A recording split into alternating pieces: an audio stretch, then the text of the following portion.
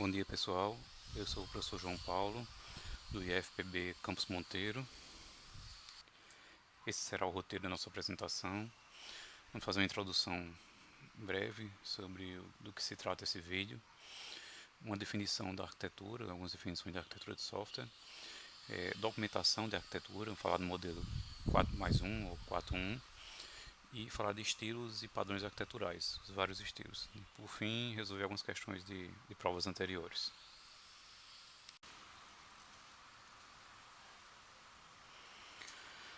E como introdução, essa apresentação ela faz parte da revisão das principais matérias do ENAD para o curso de Análise e Desenvolvimento de Sistemas do IFB Monteiro, Campus Monteiro. A seguir veremos alguns principais tópicos de arquitetura de software, que geralmente são abordados em provas do ENAD ou também de concurso público.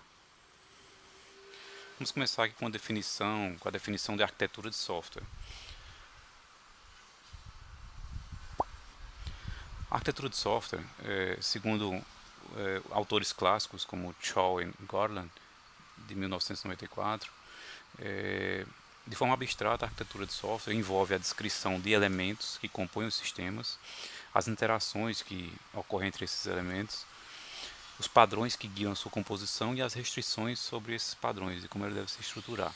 Essa é a definição desses autores. Outros autores clássicos também é o Bass, Klesman e Kasman, 2003, um outro livro clássico também de arquitetura de software. Define a arquitetura de software como estrutura ou as estruturas de um sistema, o qual compreende elementos de software, propriedades externamente visíveis desses elementos e o relacionamento entre eles. Ou seja, aqui ele traz uma novidade do conceito, né, complementando do autor anterior, que traz a questão das propriedades externamente visíveis. Né? Que propriedades seriam essas? Esses elementos eles fornecem funcionalidades, serviços, né, para outros componentes ou para outros sistemas. E também, propriedades externamente visíveis seria também as funcionalidades de alguns requisitos não funcionais, como desempenho, tolerância a falhas, né, que o usuário pode sentir essas propriedades, né.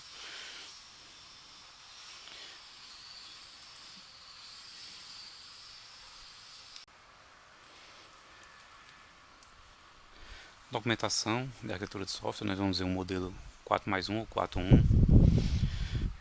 E esse modelo, para descrever um pouco esse modelo, eu vou buscar aqui uma ajuda, fazer uma metáfora com a arquitetura de engenharia civil. Né?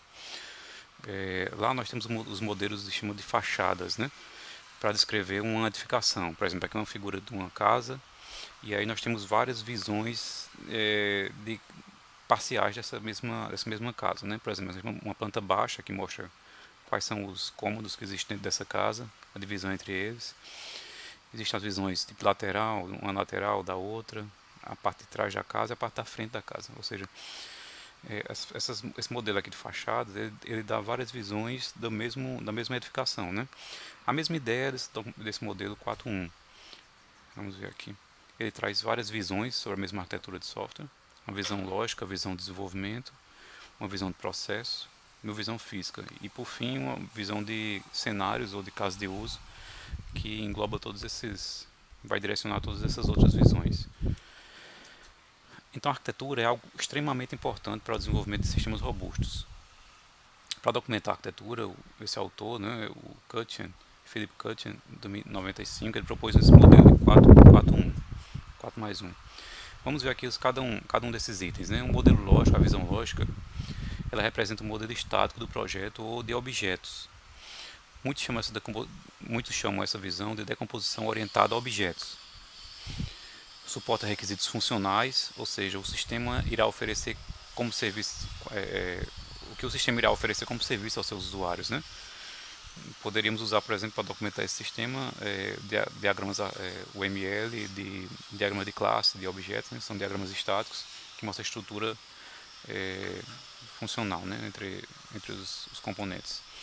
Outra visão é a visão de processo. Essa visão já é uma visão diferente, é uma visão dinâmica do projeto. Muitos chamam de decomposição em processo. Suporta boa parte dos requisitos não funcionais, como desempenho, disponibilidade, e endereça características como concorrência, distribuição, integridade, tolerância a falhas. Né? Nós poderíamos usar aqui diagramas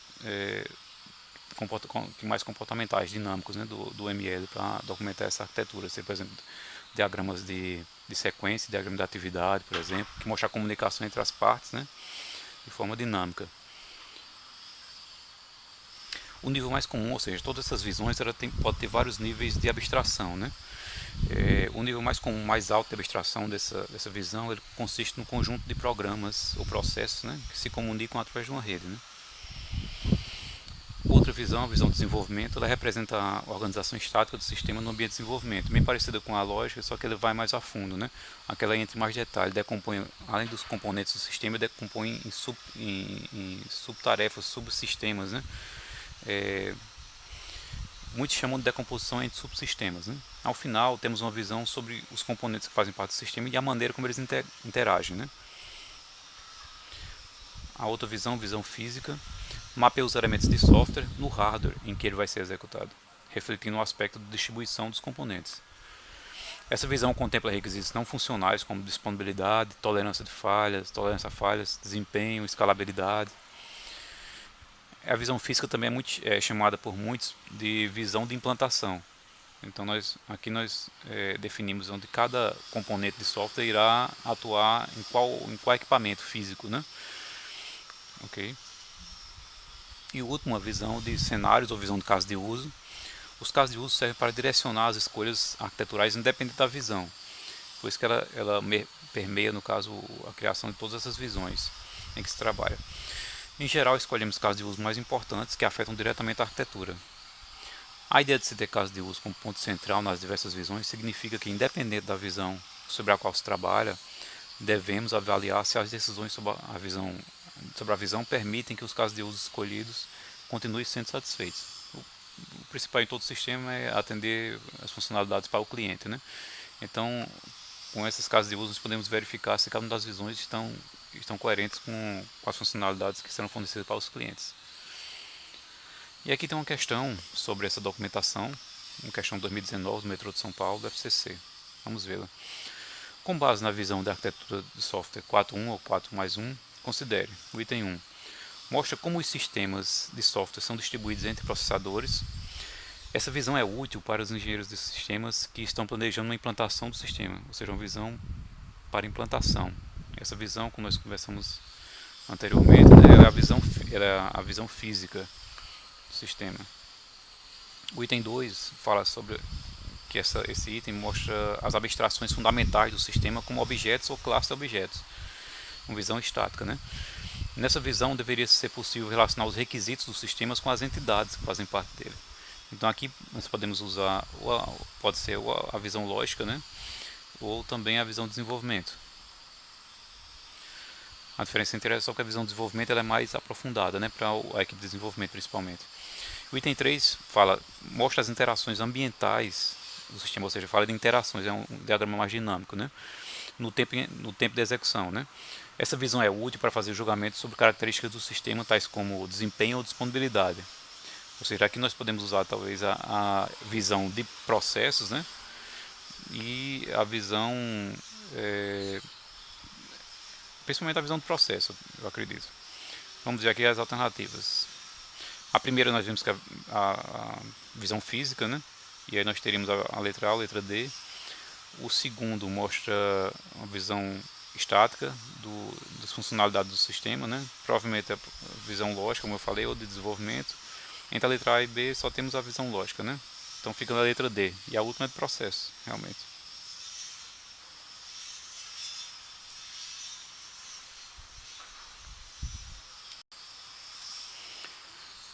Agora vamos ver os estilos arquiteturais.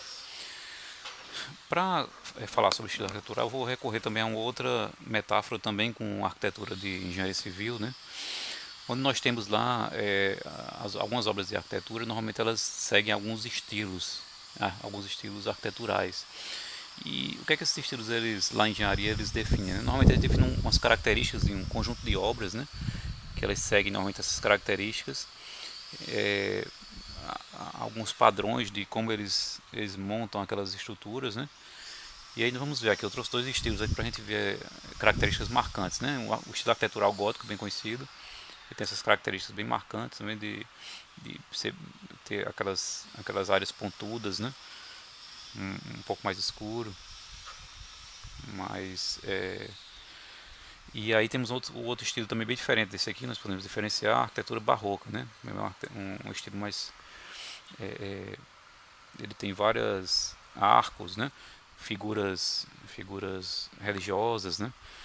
Então, olhando para essas estruturas, nós podemos definir já com algumas características marcantes dela, né? E aí, a partir dessas características, nós definimos que ela pertence a tal estilo. Então, a arquitetura de software, no estilo arquitetural, também é semelhante, né? Por exemplo, para Shaw e Garland, estilos arquiteturais definem uma família de sistemas em termos de padrão, em termos de um padrão de organização estrutural, mais ou menos como a ideia da arquitetura, né? Os estilos determinam o vocabulário de componentes, né, e conectores, as ligações entre eles, que podem ser usados em instâncias desse estilo. Ou seja, como nós vimos aquelas obras, né, duas obras são instâncias daquele estilo, né, arquitetural, juntamente com um conjunto de restrições sobre como eles podem ser combinados. Então existe uma restrição, um padrão de como eles são combinados e esses componentes definem todo um vocabulário sobre componentes e que serão usados nas instâncias desse estilo.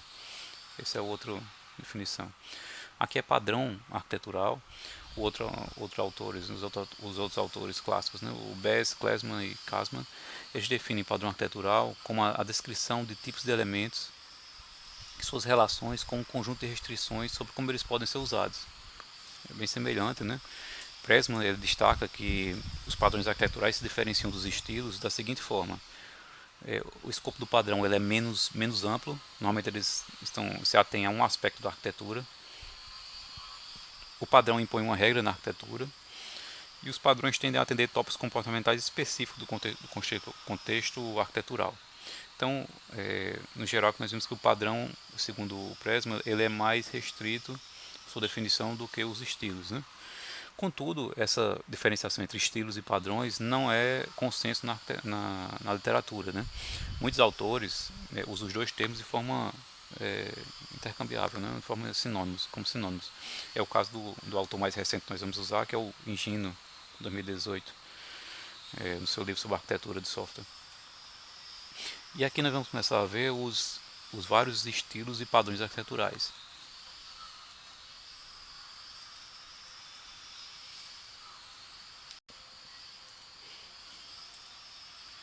O primeiro desses estilos ou padrões é a arquitetura centrada em dados, o inglês data-centric, o repositório, né?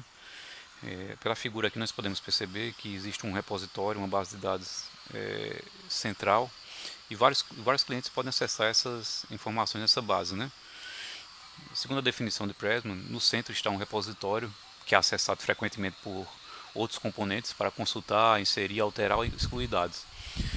E nós podemos definir dois subtipos desse mesma arquitetura, né? Dependendo de como o repositório ele se estrutura, né? Por exemplo, o repositório ele pode ser passivo, ou seja, os clientes acessam um repositório independente de ter mudança ou não. E o outro estilo que é um estilo onde o repositório é mais ativo, né? Chamado de blackboard ou quadro negro, né? Nesse estilo, os clientes são notificados quando existe alguma alteração dos dados de seu interesse, né? No caso, eles são um mecanismo para coordenar a transferência de informação entre clientes. Então, esse é o primeiro estilo. O segundo estilo aqui, o padrão, é a arquitetura de fluxo de dados, ou conhecida também como Pipe and Filters. E aqui é a figura que representa, né, são uma sequência de vários componentes, os filtros, e entre ligação desses filtros existe um caminho dos dados, são os chamados pipes. Vamos ver a definição. O Pressman ele define como uma arquitetura na qual as entradas são transformadas através de uma série de componentes, são os filtros, né, e gera uma saída no final. Esses componentes são uma sequência de filtros, como eu falei, né, e a saída de um filtro é a entrada para o próximo. Cada um desses filtros eles são independentes dos demais, ok? Aqui é um outro estilo, outra arquitetura, a arquitetura orientada a objetos. Nessa arquitetura nós temos os objetos, né, que eles encapsulam tanto os dados, o estado da aplicação, como também o estado daquele componente, como também os métodos para se comunicar com outros objetos. Essa é a definição do Prisma. Os componentes do sistema encapsulam dados e operações. A comunicação e a coordenação é feita através de troca de mensagens. Outra arquitetura aqui que é já bem antiga, e bastante usada, né? Que é a arquitetura cliente-servidor. Essa aqui é a figura. Nós temos um servidor central e vários clientes que acessam esse mesmo servidor central através de protocolos de rede, né? É, e a No caso, a troca aqui de informações ocorre da seguinte forma: normalmente sempre ela é iniciada pelo cliente, o servidor nunca inicia uma comunicação com o cliente, ou seja, o cliente requisita alguma informação no servidor, o servidor processa essa informação e devolve uma resposta para o cliente. Okay? Vamos ver a definição. Segundo Meyer, define o relacionamento entre dois programas, no qual o cliente faz uma requisição de serviço para um servidor, e o servidor não inicia qualquer requisição, como eu falei, né? De acordo com outro autor, com Higino, ela também é conhecida como arquitetura em duas camadas, como tem a camada do servidor e a camada do cliente, né? As camadas físicas. O cliente requisita algum recurso do serviço ao servidor que devolve uma resposta para o cliente. Pode haver muitos clientes conectados a um único servidor, né? E de acordo com, sim, aqui nós temos o seguinte: o cliente, normalmente ele é focado na interface com o usuário, né? O acesso a interação com o usuário. E aí vai fazer validação de dados, né, da interface, gerar eventos ou ações para o back-end do sistema, né? E o servidor, normalmente ele irá conter os dados, né? A base de dados do sistema, e pode também conter as regras de negócio, né? E aí tem uma diferença dos clientes, né? Quanto mais responsabilidade nós passamos para o servidor, ou menos, né?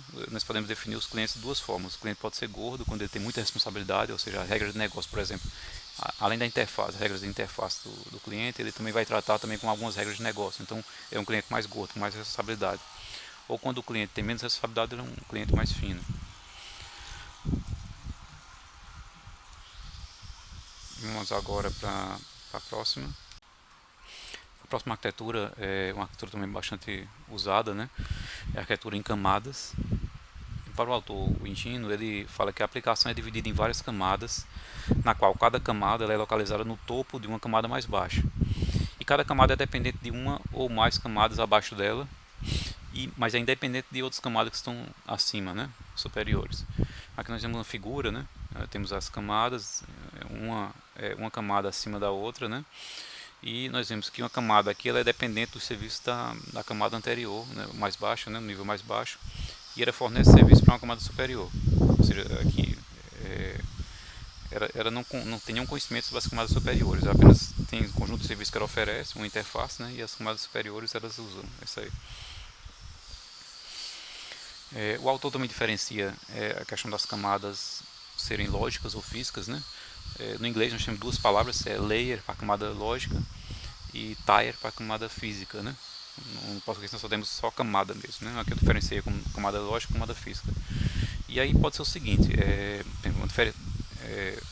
várias camadas físicas seria, por exemplo, esse exemplo aqui de uma arquitetura JVE, por exemplo.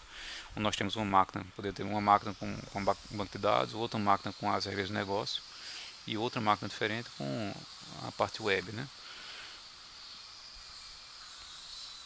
Aqui outra definição do outro autor mais clássico, Buskman. Ele define como a estrutura da aplicação pode ser decomposta em grupos de subtarefas, né? Ele chama de grupo de subtarefa justamente a camada, né? No qual cada grupo de subtarefa está em um nível particular de abstração, ou seja, cada um desses níveis tem um nível de abstração particular. Segundo o autor Meyer, ele complementa essa definição informando que a camada, no caso, ela foca na distribuição hierárquica de papéis e responsabilidades, ou seja, cada uma camada dessa tem responsabilidades específicas.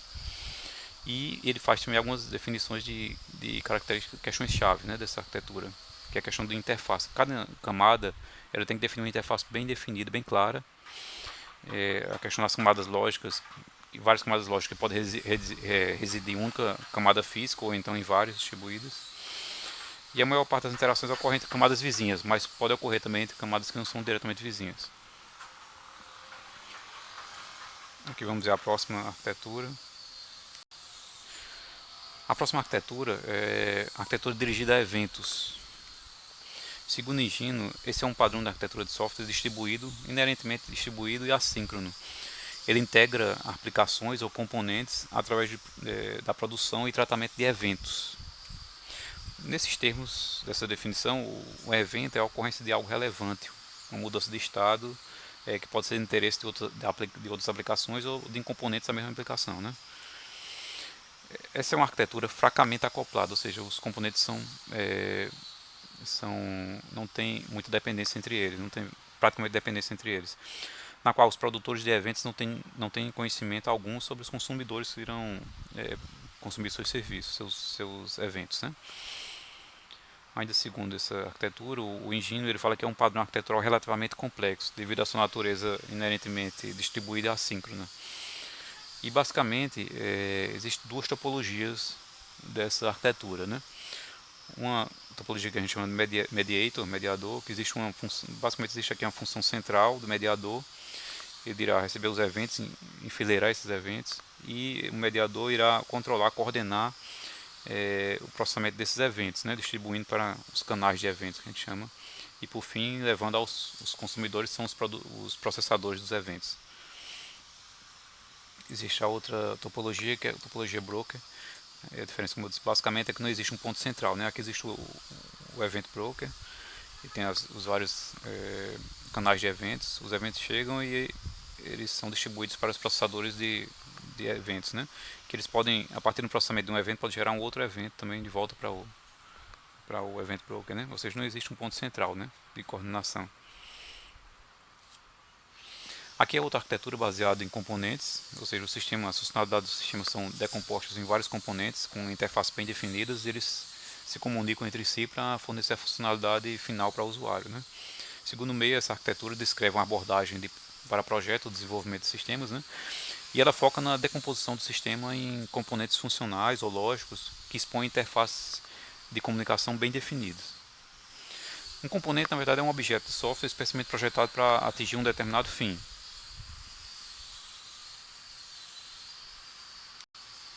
Aqui é a próxima arquitetura, a arquitetura também bastante conhecida, bastante usada, a arquitetura MVC. E Gino comenta o seguinte, que essa arquitetura é amplamente usada para a interface do usuário de aplicações. Ela provê uma estrutura para a construção de interface do usuário e provê uma separação de diferentes responsabilidades envolvidas, né? E aqui são os itens dessa arquitetura, né? O modelo, a visão e o controlador. Vamos ver o que cada um deles faz. A responsabilidade do modelo é gerenciar os dados e o estado da aplicação, né? Nesse caso existem dois tipos de modelo, né? O modelo que a gente chama de passivo, no caso ele só recebe, ele só irá atualizar as informações de estado, né, quando ele recebe alguma requisição para isso do controlador, né? Ou pode ser ativo, né? Ele notifica ativamente quando ocorre alguma mudança do estado para a visão, né? A visão ele é responsável pela parte da aplicação que é visível para o usuário, a interface do usuário. E aí tem os componentes botões, né, caixa de texto, componentes de interface, né, com o usuário. E ela também repassa para o controlador ações que o usuário efetua, né? O controlador é intermediário entre a visão e o modelo, né? Ele coordena a atuação desses dois. E aí seria a estrutura, né? A sequência de passos dessa arquitetura. A visão ela notifica o controlador quando existe alguma ação do usuário, passa os dados para o controlador. O controlador irá solicitar a atualização do modelo baseado nessas ações.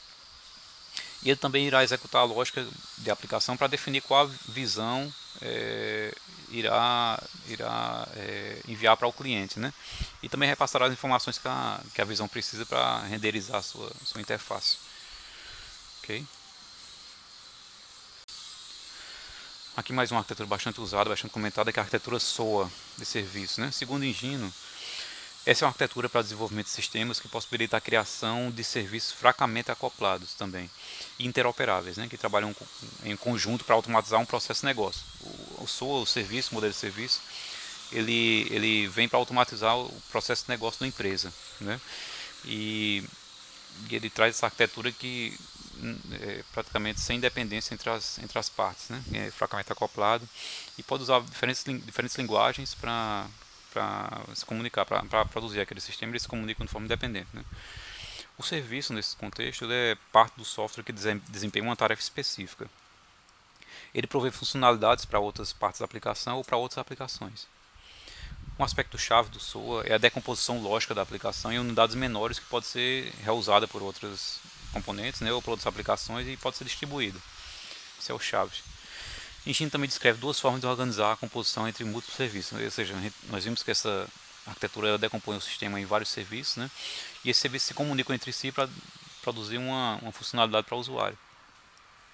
E precisamos, no caso, orquestrar, organizar essa interação entre esses serviços. Existem basicamente dois modelos. O modelo de orquestração, no caso existe fazendo aqui uma metáfora, né, com uma orquestra sinfônica, onde existem os vários músicos, que aqui nós podemos fazer um comparativo com os serviços, né, com responsabilidade específica que cada um desses aqui tem.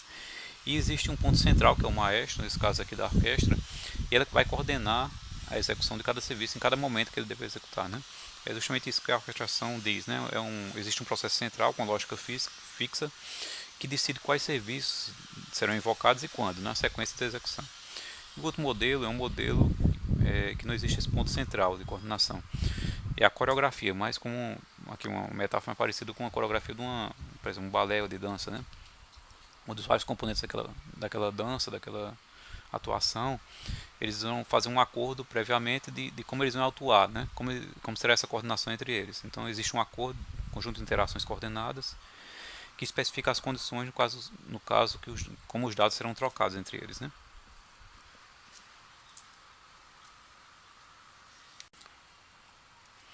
Por fim aqui existe a arquitetura de microserviços, que está muito em alta ultimamente, né?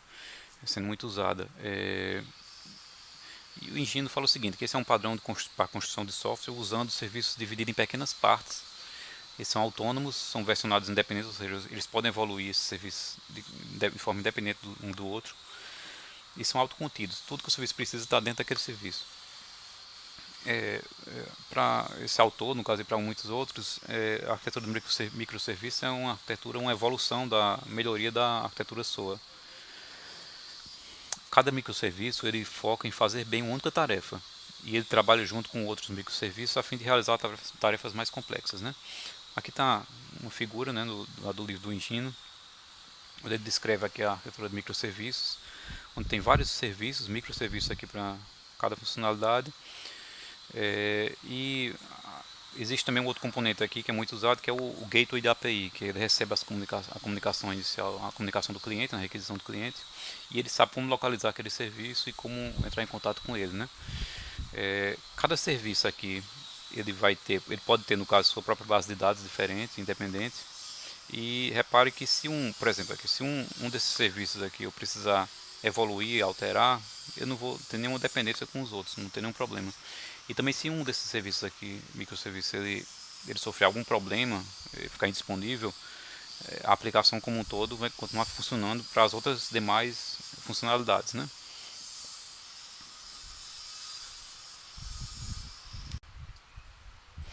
Ok, pessoal, vamos passar agora para a parte das questões relacionadas a padrões e estilos arquiteturais, ok? A primeira é a questão do ENAD 2014 do curso de ADS, questão 18. Vamos ver o que se trata. Já tem um texto bastante extenso, certo? Fala o seguinte: nos anos 70, os sistemas executavam em mainframes com aplicativos escritos em linguagens estruturadas e com todas as funcionalidades em um único módulo, com grande quantidade de linhas de código. Acesso a banco de dados não relacionais, regras de negócio e tratamento de telas para terminais burros ficavam no mesmo programa. Posteriormente, uma importante mudança ocorreu: a substituição dos terminais burros por microcomputadores, permitindo que todo o tratamento da interface e de algumas regras de negócio passasse a ser feita nas estações clientes. Surgiram as aplicações cliente-servidor, né, que são bastante antigas. A partir dos anos 90 até os dias atuais, as mudanças foram mais radicais. Os bancos de dados passaram a ser relacionais e distribuídos. As linguagens passaram a ser orientadas a objetos, cuja modelagem encapsula dados e oferece funcionalidades através de métodos. A interface passou a ser web. Vive-se a era das aplicações em 3 camadas. Ou seja, uma questão sobre camadas. Esse texto todo é para falar esse histórico, né? Seguindo aqui, ele fala o seguinte, a questão em si. Considerando a evolução da arquitetura de sistemas de informação, conforme citado no texto acima, avalie os itens. O item 1. A separação do sistema em 3 camadas lógicas torna os sistemas mais complexos, requerendo pessoal especializado. De fato, a divisão dos sistemas em camadas ele torna o sistema um pouco mais complexo. Por exemplo, nós precisamos, no caso, tratar de criar uma interface bem definida entre essas camadas, né? E aí tem uma complexidade incluída nisso aí, né?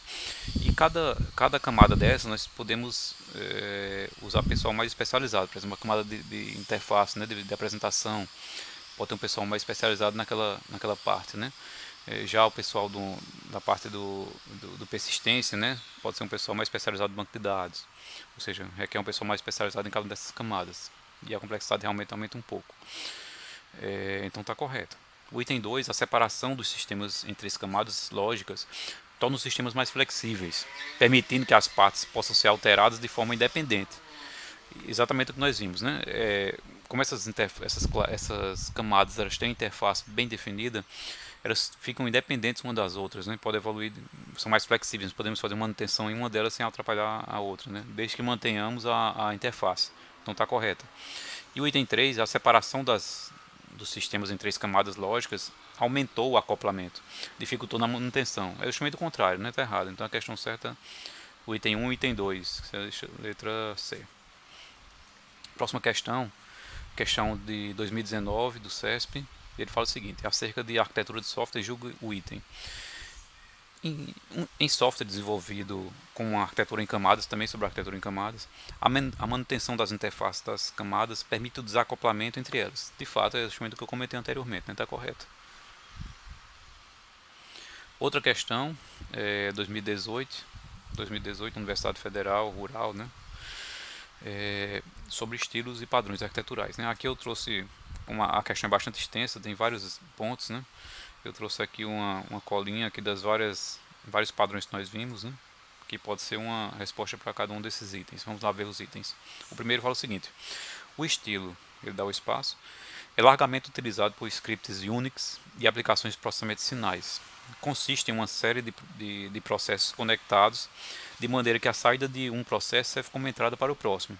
Assim, um processo não precisa esperar que o outro termine para iniciar sua execução, podendo fazê-lo assim que uma entrada esteja disponível. Isso aqui é a definição do modelo que nós vimos lá, um dos primeiros padrões, né, que é o de Pipe and Filters, né, ou fluxo de dados. O segundo item fala o seguinte: bibliotecas de interface gráfica e os programas que as utilizam estão organizados dentro do estilo da espaço, né, que é utilizado por muitos sistemas distribuídos, pois permite o baixo acoplamento dos componentes e uma fácil reorganização do sistema.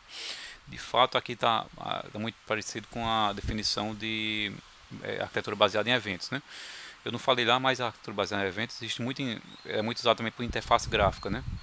Para desacoplar a visão da parte do back-end, né? E aí usam os eventos para comunicação entre eles. Também é usado de forma, o principal dela é a distribuição, né? E fraco acoplamento entre eles, né? Comunicação assíncrona. Então isso aqui provavelmente é baseado em eventos. Vamos ver o próximo. No estilo espaço, né?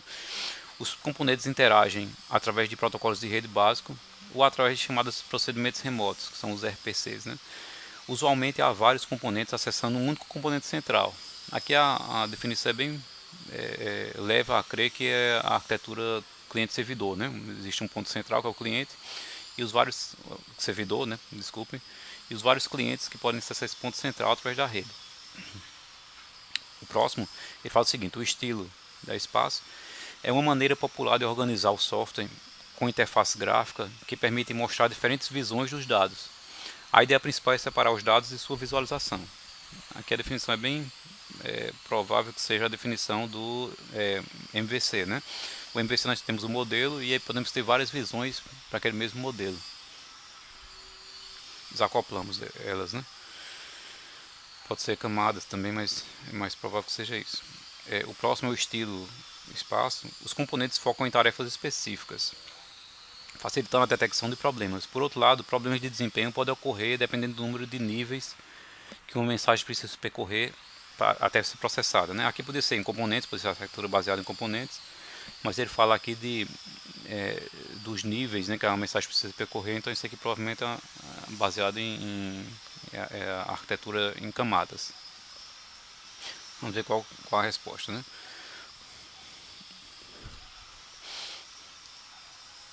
O primeiro nós vimos que é Pipe and Filters, então, segundo essa primeira parte, nós ficamos com duas respostas possíveis, B e C. O segundo nós vimos que provavelmente era baseado em eventos. Peer-to-peer nós não falamos, mas é uma arquitetura que ela define a comunicação direta entre os componentes, né? Não é o caso. E a terceira nós vimos que era cliente-servidor, MVC e camadas. Então letra B, resposta. Outra questão do FPE, 2019 também, questões recentes. Aqui é a questão que trata sobre microserviços.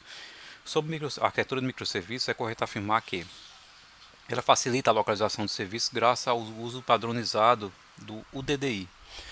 Aqui nós temos uma questão seguinte, nós vimos lá falando sobre SOA, mas nós não falamos das implementações do SOA, né? O SOA é uma arquitetura e pode ter várias implementações, por exemplo, pode ter a Web Service, o RESTful e muitos outros, né? Isso aqui, esse protocolo DDI, ele é usado justamente nessa implementação que é o Web Service, né?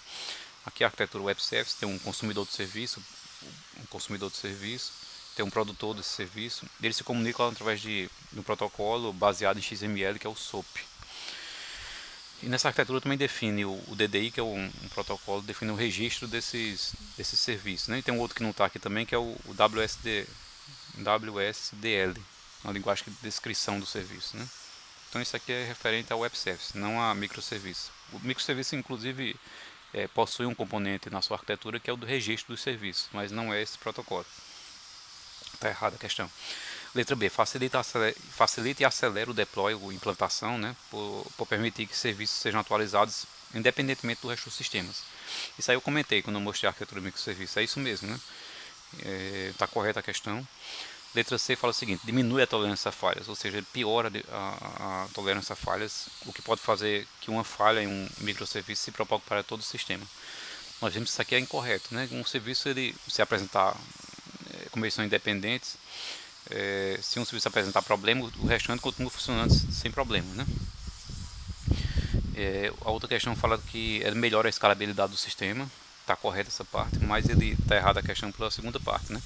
Ela diz que melhora a escalabilidade devido à sua abordagem monolítica. É o contrário, o microserviço é uma oposição a essa arquitetura monolítica, que é uma arquitetura em que nós temos um bloco só do que compõe um sistema, né? E a letra C, ele traz, a arquitetura do microserviço traz homogeneidade, propor uma só tecnologia para a construção do microserviço, né? Isso aqui, como serviço em geral, nós podemos usar várias tecnologias, né, que se comunicam independente entre si. Isso é uma das vantagens do serviço, né? Então a resposta certa é a letra B, né? Sim, aqui aqui é uma figura para a gente mostrar essas questões, letra B, C e D e E. A questão da arquitetura monolítica, que é um bloco só de construção dos sistemas, né? E a arquitetura microserviços são vários blocos separados, pequenos, né? De vários microserviços. Letra C, a resposta certa. A última questão do TJ do Pará, 2020, do CESP também. E ele fala o seguinte, assinala a opção que representa o protocolo padrão da indústria embasado em XML para projetar e desenvolver web services, independente de plataforma e linguagem. Aqui nós vimos que ele fala do Web Service, né? A questão é sobre Web Service, como eu falei anteriormente, e ele fala de um protocolo que é baseado em XML. Nós vimos, quando eu comentei anteriormente, do que se tratava qual seria esse protocolo naquela figura anterior, né? Esse protocolo é justamente o SOAP. Ok? Letra A, a resposta. E é isso aí, pessoal. Aqui nós terminamos as questões, o assunto. Aqui estão a nossa bibliografia que nós usamos. Se vocês quiserem se aprofundar mais, ficaram com alguma dúvida, podem verificar aqui na nossa bibliografia, ok? Então boa sorte, pessoal.